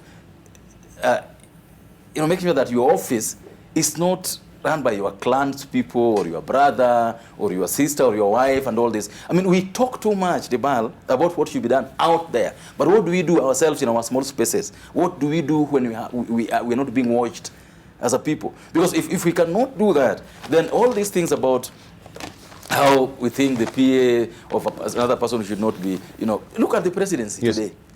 Look at who is his PA, who is his private secretary, who is his chief of staff, who is his controller of State House. Look at that. Then look at the other leaders the same way. We don't trust other people. So you want that if you're president, then your PA will be, if you're Luo like me, your president is your president, your PA is Luo, your secretary is Luo. I mean, it's not right. So and unless we just agree that we will trust one another as a people and live within the Constitution, we will make headway. But when, like these commissions, they go there and they don't think they are there because they're independent. They're trying to also police politicians. They're trying to say, no, me, I belong to this, me, I belong to that, and it just can't work. So we are dealing with a big morass as a country. We need to reboot and look at our personal manners and hygiene and how we want to run this country. All right, and maybe we can actually try and list these particular commissions and we see what they normally do. Maybe next time we can do robustly. But even what is on the front page of East African this morning about the National Bank of Kenya, the privatization. We have the privatization commission that is not even in the loop as far as this takeover by the KCB is concerned as well. Opponents of the cell say it is proceeding without the input of the privatization commission as well. It seems also there is no that linkage. This is happening to SRC with the parliamentaries as well. Now you actually embroiled in a row as far as your house allowance is concerned as well. The mandate of these commissioners, are they being felt? Are they being respected? Yeah. We have also reactions on Twitter before we come to you, Okongo Mogini. We have Punguza Mizigo Bill 2019. This is Fred Okongo saying not only IEBC Kenya, not only at IEBC, okay, it said not only all commissions under Article 50 shall consist of at least 3, but not more than 5 members who shall serve on a part-time basis and shall draw a seating allowance as set by the SRC. That's what the proposal is saying. And this is what actually I think the CSC is actually trying to amend, so that we're not given this latitude of having 9 members. At least it can come down to 3, and also on a part-time basis. This is Article 250 of the Constitution this morning. But we can try and list some of these commissions briefly that you can come to mind, because I think there are so many of them. Some of them will miss them out as well. Some of them they're remaining dormant. And I remember also we had one commission in this country. It was the Poverty Eradication Commission. And for the longest time, I wondered what was the report that really came out from there. Even Jesus himself that said that in this world, we'll always have the poor. Yeah. So are we riding on the wrong premise after all? Because we cannot totally eradicate. The commissions are in 248, Debarl. The commissions are, yes? Yeah, in 248. You could add 1 or 2 years. 248. 248, they're there, yes. Yes. What you are holding is page 218. Yes. And the commissions, the 248 are all here, yes. Thank you very much. Now, other than that, the ones listed there. There are a couple of them. You know, this one in A, the Kenya Human Rights Commission. Yes. Has been broken into 2 others. Under that, we have the National Gender. Yes. We have the Gender Commission, and then we have the Ombudsman. Yeah, it's and what we are telling you is we can actually collapse. And so these are not listed here as well, isn't it? That one's not listed. Yeah. But it's still a commission under Chapter 15. Even ESCC is not listed. They enjoy the ESCC as well is not listed. Yeah. Yeah. But you see, this is what we are telling Kenyans, that you really don't need Kenya National Human Rights and Equality. Remember there the National Gender Equality and Equality then again Commission. You get Gender and Equality Commission. Then you again get which is a duplicate. But this has been a matter also in court. As far as Kenya National Human Rights and Equality Commission is concerned, or if my memory is serving me well, I think there was a sort of a debate inside there, where we had a NEG, that is NEG, National Gender and Equality Commission, and the Kenya National Human Rights and Equality Commission as well. I don't know if you can remember the whole story. I can't remember it clearly. The debate has been had in Parliament on whether we need... You know, Debarl, in 2010, what we went with to the referendum was such a bad document, but we said let's pass it, then we'll do a review of the same. Now, as we speak, by the way, and sometimes I feel so much pain. As we speak, we've had a Parliament committee. We approved in Parliament 80 million Kenya shillings. A Parliament committee that worked with experts did a review of this constitution, by the way. And that committee has told us what needs to be done. Now that committee's report has been shelved aside. We are now talking about something called BBI. We're talking about a lot of initiatives going on now. But we have a report delivered at 80 million shillings. These experts worked alongside the Auditor General. And they have given us what Kenyans are saying, what needs to be done to reduce these commissions. We just like inventing the wheel. If it is not Debarl that commissioned it, then it's not a good report. If it's not Senior Kong who commissioned it, it isn't a good report. We got good reports about this constitution and what needs to be done that you didn't need to load it. And that's what I sometimes I wonder. Like now, my personal view, by the way, is that if you're going to change this constitution, then change it together with the same elections happening in 2022. Don't change it midway. The moment you put a referendum in 2020, 2021, you lose everything else you wanted to have and look for electoral things. But if you put it with the elections together in 2022, then you're able to carry everything else you want to carry. We lose a lot of things along the way if we don't look at what are experts saying about this constitution, what needs to be changed rightly without putting in these political issues, and then we'll be fine. All right. Let's hear from Richard. I think for me, I would really like to disagree with my brother Cheng. The reason is very simple, Cheng. That's what we said in the last elections. We said, let us not discuss anything about this constitution. The time is not right. After all, we are only 3 years after it. How soon can this be? We've crossed over. We finished with the elections. The same outstanding issues which have been affecting this country are still there. The IEBC is dysfunctional. All right, the county governments, if you look at it, we are not able to actually have resources going to the ground to help the poor, our poor people. We have got issues whereby individuals are saying there are certain issues which are making us get into the mess we are. For example, does the executive have the absolute right to go and borrow money as they may so wish? And they're supposed to be in touch with Parliament so that we can debate and discuss the money that we are getting from Europe, Euro bonds and all that kind of thing. We have got issues which are affecting our county governments. We never set up the county development boards. We never look at what the governors have done. The amount of money that is being lost, the pilfering that is going on. We have issues right now about some Kenyans feel that, for example, Parliamentary Service Commission should not fight for us in terms of, for members of Parliament in terms of their salaries and all these things. My feeling is that if you want to go to an election and you want this election to actually, hopefully, and I'm really praying on this, hopefully deliver for you so that this election is believable, so that we can start with a clean slate. Because if we go and start with a referendum after the next elections, we are going to be in the mood we are in right now. Since we're in the mood anyway, we are politicking anyway. I need to clarify this. I said that if a referendum is to be done, it's to be done together with, not after. The questions that are going to be put to us, the issues to be put to us, should be done on the election day. On the election day. Not after. Which is cost effective. Hold on. Yeah. For me, cost has never been an issue. My point is, we are already discussing and debating this matter. In fact, there is no development Kenyans are talking about now. I mean, we are stuck. And it's not about you can see Jubilee government. It's not because of the constitution? No. Excuse me. It's because of the issues of governance of this country. And if you want to find out the issues of any country, if you want to find out why a country is able to announce an election like, there's a country which took place the other day, Australia. The elections that take place. Austria. Australia.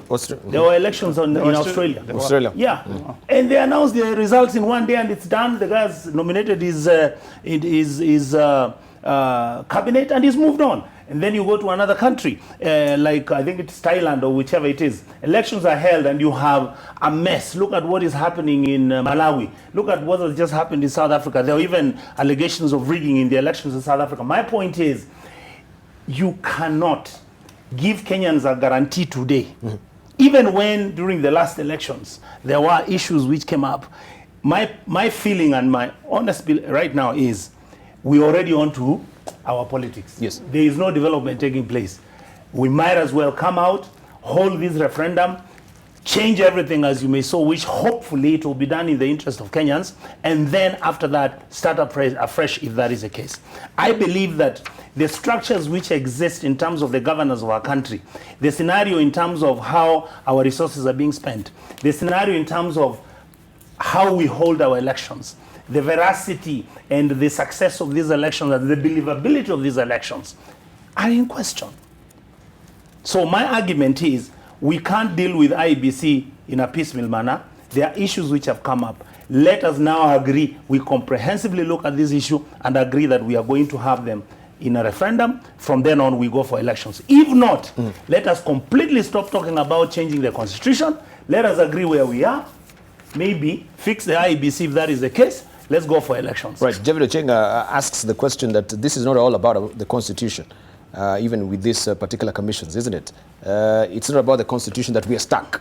No, maybe. For me it is. It is for you because even all these commissions I'll that give we you, do. I'll give you an example. I'll give you, Debarl, allow me please. Allow me. Yeah. You had, the constitution says that somebody should not employ more than 30% of what? Of one community in employment, whether it's in the county, whether it's the national government. What has happened? So we need to, and that is one issue that is bringing this antagonism and noise in Kenya. So my argument is, whether it was an act of parliament. Out by changing the constitution. The constitution says do this, it's not done. But you don't change it, you implement it, you enforce it. But the question that we're asking is, some of the messes, to be fair to us, we are the legislature, let's accept that some of the mess has been created by us. You know, some of these commissions, you see the constitution gives you a leeway between 3 and 9. But it's us in Parliament who have messed the situation by enacting laws that allow these guys to be 9 in office and serve full-time. I'll give you an example. Salaries and Remuneration Commission, they have been serving full-time till last year when the National Assembly amended the law and converted them into full-time. To part-time. No. They were part-time, now they are full-time. Full-time, yeah. It was a reverse. Yes. Yes. They reversed it. When they came in 2013, they were part-time. Yeah, they were part-time. Then last year, our good friends in government, Jubilee, amended the act and converted them into full-time. We don't need a referendum to revert to the position that was there before, part-time. I'll give you an example. Ethics and Corruption Commission. Yeah. When they came in 2013, they were full-time. Then midway in 2016, yes. they were 7. No, they were actually 3 full-time. They were 3 full-time. Then the act was amended to have 5 part-time. That didn't need a referendum. We can look at these commissions, amend the law in Parliament without going to a referendum. Yes. And have, as a beginning point, have the commissioners serve part-time. That will save some good amount of millions for Kenyan people. Then when we move to the referendum, if there are commissions that we need to do, and I agree with my learned friend here, Ochieng, this animal called the Revenue Allocation Commission, it has got no impact at all. Who determines how we share our revenue is Treasury. So why can't there be a department within Treasury instead of having a commission with rented offices, remember, with staff, secretariat, and all they do is to come up with figures. You send to Rotich, Rotich disagrees. What we're having now, the mediation between the Senate and the National Assembly, is just a fight over the recommendations of the Revenue Allocation Commission. They recommended county government should be given 335 billion. Treasury said we will not agree with you. We'll give them 310. Parliament did not agree with them, said we'll give counties 310. Now, Debarl, what is the purpose of continuing to maintain such a commission? Yes, look at their budget lines. So what we are saying is that some of these things, And I don't think it will create any controversy if we did that referendum even today. I think what will create controversy, we know it, we are politicians. Yes. Is if you are changing the issue of presidency, prime minister, deputy prime minister, that's what will bring controversy. Some of these things, I can tell you, neither Raila, Uhuru, or Ruto will stand on the Kenyans' way if we say we are removing some of these commissions, we are merging some of them. If that may entail a constitutional amendment, I can tell you that will not bring any politics. True. And I can tell you, even if it's a referendum, True. that one will not, nobody will stand on our way. So what we can do is, we can agree that which entails politics, positions, prime minister, presidency, what have you. Let's have that referendum question together with the elections in 2022.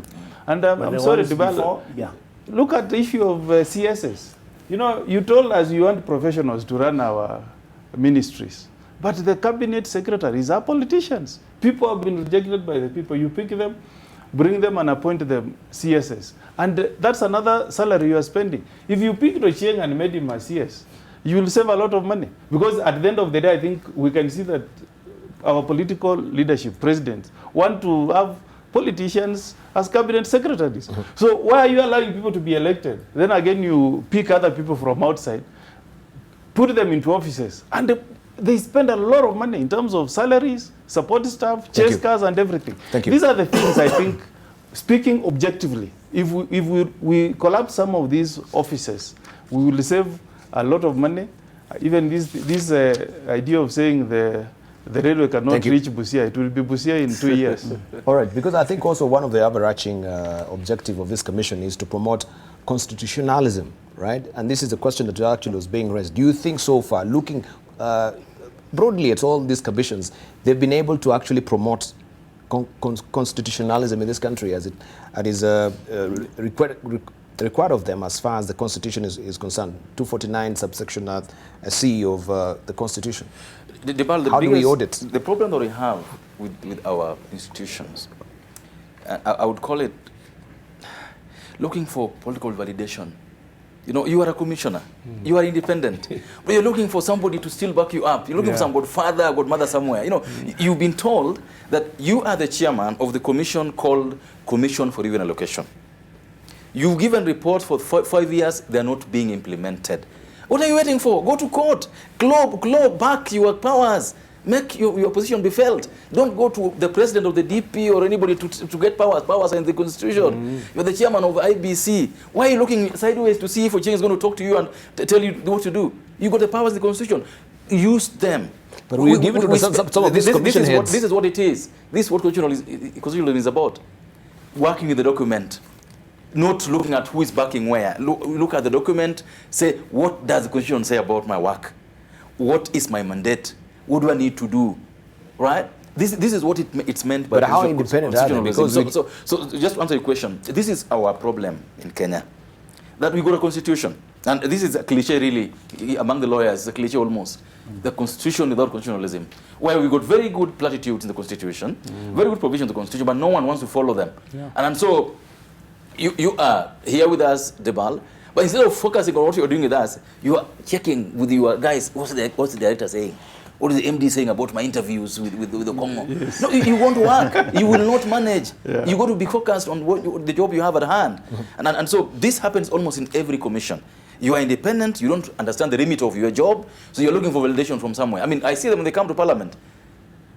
I mean, people calling MPs, please help us in this, we need this budget, please can you help us get the money? Just put your things clear. If you don't get the money, you don't do your job. Don't gerrymander. Don't stop creating rooms for political mischief and for corruption. Just do your job.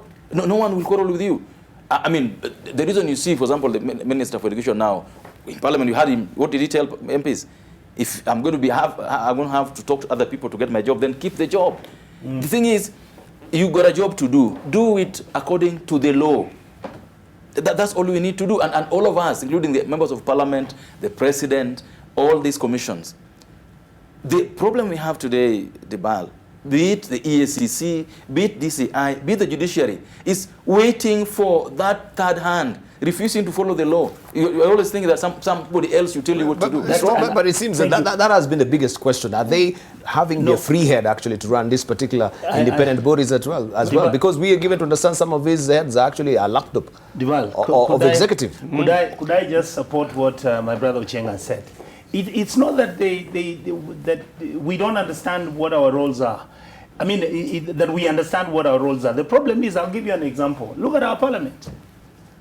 Parliament is actually supposed to oversight the executive. And we have responsibilities which we are supposed to follow. Those responsibilities are given to us by this book. But you see, look at where our parliament is. I mean, you find that even when we are supposed to check the executive in terms of whatever matter, let us assume the matter of our budgets, you have, because in this case, Jubilee has got a majority in that house, you will have members of the Jubilee party, even when some of them are saying, Ikitu Nimbaya, they will be the one saying, Lakini, we've been told from somewhere that we have to pass this.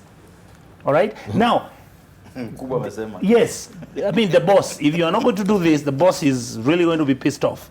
The other day when we had the issue of the tax, which was introduced by the presidency. In fact, for me, I was shocked that for the first time we had Jubilee members who are saying, we really must stand up for it because our people are really hurting. We have never understood after the 2010 Constitution our responsibilities in the governance of our country. Parliament doesn't understand what its role is. In fact, it is now, Senior Omogeni, it is now that the Senate is looking like it's doing its job. You guys, they have been sleeping for the last 6 years. Governors come, they sit there. They claim we've not funded them as well. No, so they're crippled at some point. But the senators... The senators? No. Well, the senators, in fact, it is now that we have agreed that they should be funded because we have seen they are doing their job. You've agreed? Yes. They are going to be given. Initially, the 5 billion shillings actually was slashed, isn't it? No, hold on. And then you actually shut it down. Let me finish my argument. Yes. The senators were not going anywhere. They would just leave because they're given their mileage and they've got their cars and everything. They were traveling home and coming back. It is now that Honorable Kongo Mugeni is actually questioning Governor Nyagarama, saying, I think there's a problem here. And the audit reports are coming and you see the governors are beginning to cry because the Senate is actually now taking on its mandate. Previously, Senior, surely what were you people doing? It is because you are not internalized what your responsibilities. They were fighting with you over the upper house and the lower house. Debarl, I mean, my good friend should not be so unfair to the Senate, so brutal. But you know, I think I'm happy he has brought that issue that for once, now the Senate is acting in the best interest of the nation. And I think this puts the members of parliament on the spotlight. I agree. Debarl, we have been discussing about the issues of medical equipment. Yes. And we have been saying this issue is a scandal and that this issue is just a scheme to reap Kenyans' taxes. And now the Senate has come out strongly and we have passed in the revenue allocation bill. We have enacted that bill and deleted the allocation of 6.4 billion that was supposed to go to that mess equipment thing. Now the people are standing on the way for Kenyans. And I like the way you have come out, Mheshimiwa Onyonga. Is the members of parliament. So if the Kenyan people eventually find that this was a scandal, the people who have sanitized that scandal is members of parliament. Because, just a minute, please, Debarl, can you defend me on this one? Let him finish. Can you defend me? You'll have a right of reply. Let him finish. We'll give you the chance. So Debarl, as we have come out and we are saying that in our oversight role, we have told the executive, whether we are a Jubilee or NASA, we are not approving this 6.4 billion scheme. Two, it is us as senators who have, in responding to the needs of counties, who have said, out of our budget of 1.7 trillion, let 335 billion go to our counties. The people who have stood on our way is members of parliament who are saying, no, money should remain in Nairobi. We want national government to retain an higher chunk, and the county government should only get 310 billion. I think what has been lacking in the past, Debarl, is that the Senate in discharging its functions, especially oversight, this issue of governance, we have not received the kind of publicity that we have received now. It's not to say that the Senate has been sleeping, but I think for once we must thank the media for blowing out the issues that have been raised at the Senate, and it's not about politics. Debarl, the issues that are raised against the governors at the Senate are issues that have been captured by the Auditor General. You know, those are audit queries that have been brought to the fore by the Auditor General. When we summon governors, we are actually trying to tell them, look, there are these issues that have been raised by governors. Yes. What is your response? You may have had these discussions in some boardroom somewhere, but now that you are before the Senate, can you please respond? And we are senators who represent counties, Article 96. Can you now tell us in broad daylight, what is your response to this kind of audit queries that have been raised by the But are you taking General? advantage? Are you taking advantage when you're having these particular sessions? Because it seems here you put them here through the ringer, and we can see what is also on the front page of the People Daily, that yes, some of you also have political interests when it comes to the leadership of the county governments as well. So that will be to put maybe the governor also in a bad light, now, so to speak. Debarl, this is what they're claiming, is not me. Now, Debarl, Yes. let me ask you, do you want a senator to look at an audit report, audit queries have been raised against the governor, and maybe because he has ambitions to become a governor, he should just tell the governor, oh, I can see you are misusing resources in our county. That's good. It's okay. That's okay. Just work. I mean, we must bring this to the fore. We must ask them to respond to those queries to their satisfaction, to the satisfaction of the senators. That's not politics. David. Debarl, I think I want to agree with him partly, but I always believe that there could be a better working relationship between the two houses of parliament. All of them are parliament. So when someone says more of parliament, of course, it means both Senate and National Assembly. But I wish there was a better working relationship between the two houses so that oversight is done seamlessly, so that we are doing the right thing. But I have two issues to say on this issue that are on the floor now. One is what I perceive to be the role of the Senate in ensuring that their functions under Article 96 are basically effectuated. I mean, if the Senate had long learned that part of their role involves ensuring that the CRA can work hard. Because the Senate's job becomes very easy if the CRA has teeth. Meaning that if you had, as early as 2013, not flagged the fact that the CRA is toothless. Because this issue, the debate about how much should go to where, should be settled by the CRA, in my opinion. It should not be settled by the National Assembly and Senate. Once we can agree and change the law that the formula adopted by the CRA is the final formula, it cannot be changed, cannot be changed. That's all we needed to do. That's what I would ask Senate to do going forward. Now, the governors who are crying, I think they should continue crying, and I want to hear more loud cries in that regard. We must hear that because, and I say this with a very heavy heart myself, that my senator has never spoken about our county 7 years down the lane. Never on the Senate. 0 times. Senator Kongo, you can go and check that out. 0 times about our county.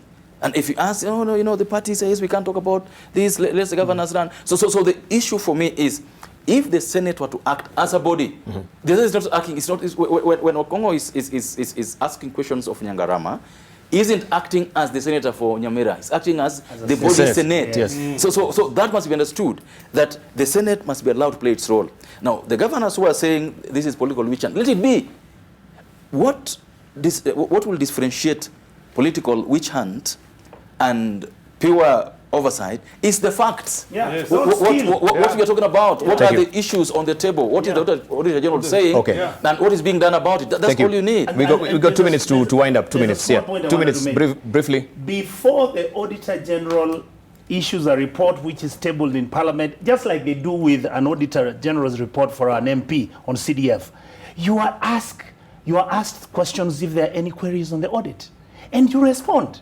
But it looks like all the governors, once these questions were raised by the Auditor General, they didn't respond, they didn't rebut, neither did they write it's called an executive report. Yes. Where they are saying, no, if you are saying that this money has been misused and abused, no, we did this, these are the invoices and everything. My position is very simple.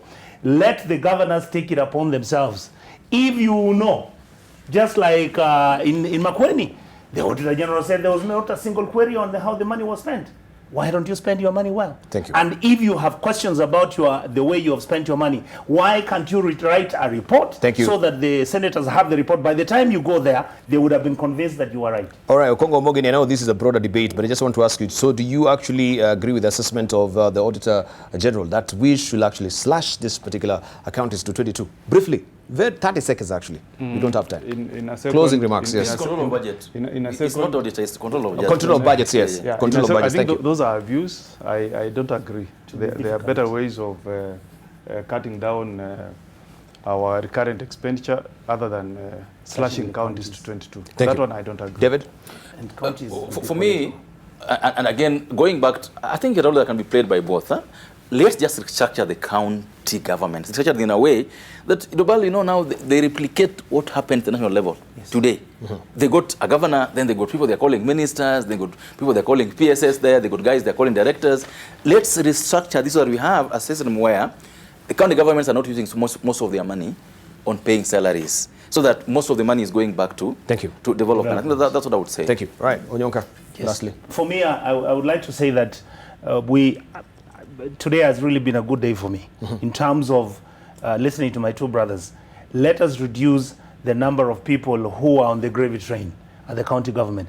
Do we need to have a county government which has got 9 ministers? Do we really need to have 9 CECs who are going to run with the governor? Needed MCAs. Exactly. Do we need to have 2,700 MCAs? No. The problem with the reduction of the county and the constituencies, that now becomes political. Thank you. And it will be really, really hot. I don't think there's any member of parliament who would agree that you reduce that, or you increase or reduce the number of constituencies as we speak right now. Kitutu Chache, Member of Parliament, Kitutu Chache South, Member of Parliament, Richard Onyonka, thank you for coming through. Okongo Omogeni, Senator Nyamira, thank you for coming through. Also, David Ocheng, Member of Parliament, Ugenya, thank you for coming through and for that interesting discussion on, of course, devolution, the counties, and also the restructuring of IEBC. I'll be remiss if I don't read 1 or 2 tweets as we're winding up. We have Samuel Ruto saying, surely, if you watch proceedings in Parliament or Senate, the only thing they do is about amending the Constitution until it is no longer what it was meant to be, or they want the referendum to either further damage it or worsen it, do not damage it, as I think he says, or worsen it. Also, we have Kennedy Omoge saying the laws are good as people tasked with implementing the law. Bad laws in the hands of good people are good laws.